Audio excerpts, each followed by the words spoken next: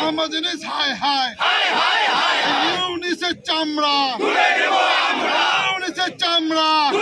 বিভৎস অত্যাচার বলে অত্যাচার না, বিভৎস অত্যাচার চলছে। দেখলেন তো আপনারা কিভাবে হত্যা করা হলো ছেলেটিকে, কিভাবে তাকে গাছে ঝুলিয়ে দেওয়া হলো, কিভাবে আগুন দিয়ে জ্বালিয়ে দেওয়া হলো। মানে তারপরে উল্লাস, তারপরে তাদের উল্লাস চলছে। অদ্ভুত ব্যাপার, কি পৈশাচিক উল্লাস, মানে কি ধরনের জিনিস চলছে। এই ধরনের জিনিস তো চলা উচিত নয়। ওটা যদি সেকুলার স্টেট হয় তাহলে তো এই জিনিস হওয়া উচিত নয়।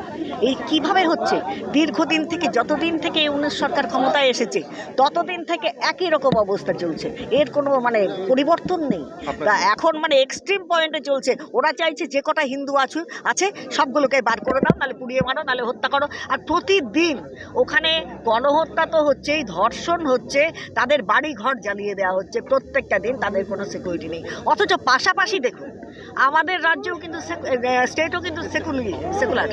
আমাদের মানে ভারতবর্ষ যে রাষ্ট্র, সেই রাষ্ট্র কিন্তু সেকুলার। তো সেখানে কিন্তু সেরকম কোনো অসুবিধে নেই। এখানে যারা ইয়েরা রয়েছে সংখ্যালঘুরা, সেই সংখ্যালঘুদের কোনো চিন্তা ভাবনা নেই, কোনো কিছু নেই। যারা রাষ্ট্রবাদী মুসলিম রয়েছে তাদের প্রতি কেউ আঙুল তুলে কথা বলে না এখানে। আমরা চাইছি এইভাবে অত্যাচার চলতে দেয়া যায় না। এখানে ইউনূস সরকার আজ পর্যন্ত কোনো রকমভাবে কোনো প্রিকশন নেননি। সুতরাং এখান থেকে খাদ্যবস্তু বন্ধ করে দিতে হবে, তার চিকিৎসা ব্যবস্থা বন্ধ করে দিতে হবে, লেখাপড়ার যারা হস্টেলে থাকে সব বন্ধ করে দিতে হবে। কোনো রকম কিছু দেওয়া যাবে না। শুধু পাসপোর্ট ভিসা বন্ধ করলে কিছু কাজ হবে না। সমস্ত কিছু, আসল জিনিস হচ্ছে খাওয়া বন্ধ কর।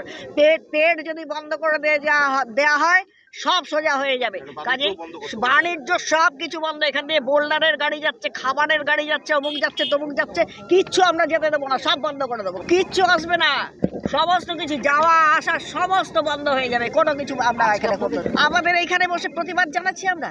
ইউনূস সরকারের যে অবস্থা চলছে আর যা অবস্থা হয়েছে কলকাতার বুকে পরশুদিনের মিছিলে আপনারা জানেন।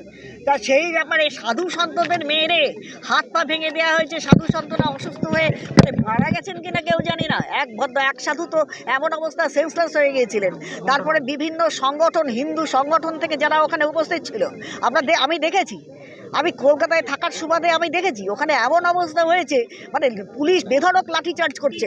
ওটা পশ্চিমবঙ্গের পুলিশ না ওটা ইউনূস সরকারের পুলিশ, আমি তো কিছুই বুঝতে পারলাম না। এই দুই পুলিশে কিন্তু কোনো তারতম্য নেই, কোনো ভেদাভেদ নেই।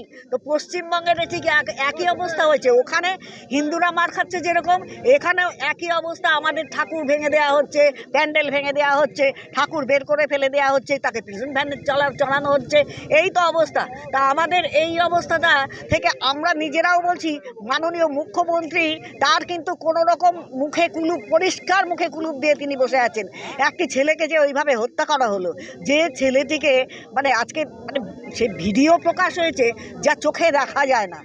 মানে আমরা একটা দেখতে পেয়েছি, তাই কত নৃশংসভাবে ওখানে হত্যা করা হচ্ছে, মহিলাদেরকে নিয়ে গিয়ে ধর্ষণ করা হচ্ছে, বাড়ি ঘরে আগুন জ্বালিয়ে দেওয়া হচ্ছে। তাই এই জিনিসের কোনো প্রতিবাদ নেই। আমরা এখানে বসে বলছি বাংলাদেশের সঙ্গে সম্পর্ক সমস্ত রকম ছিন্ন করতে হবে। কোনো খাদ্যবস্তু যাবে না, কোনো এখানে শিক্ষা ব্যবস্থা এখানে চলবে না, তাদের কোনো স্বাস্থ্যের ব্যবস্থা এখানে চলবে না, ভিসা পাসপোর্ট তো দূরের কথা, ওটা কোনো ব্যাপার নেই। সব রকম সুযোগ সুবিধে বন্ধ। আসল খাওয়া বন্ধ করে দিলে সব ঠিক হয়ে যাবে। আমি মনে করি সমস্ত বন্ধ করে দেওয়া উচিত।